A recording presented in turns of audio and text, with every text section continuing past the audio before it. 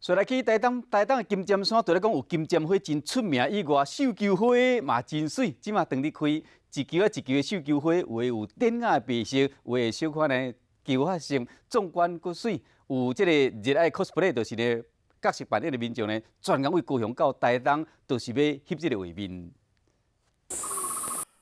有听到掌声，还有花拍美，过步道拢是绣球花，伊滚滚一粒一粒拢非常水，互民众翕相拢翕袂完。即马当时金针山绣球花的季节，有的是较浅的姜色，有的是像颜色的，后面还有几片的树啊。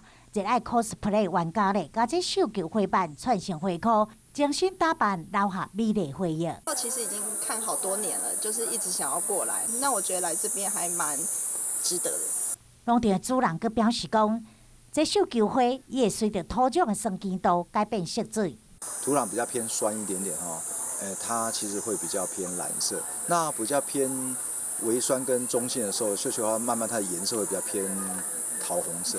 今年因为雨水较少，加上山顶的气温较低，这绣球花开甲真多嘛真水。过花季大约会维持到6月底到7月初。想要来看这亲像人间仙境的美丽花海，就要好好把握时间。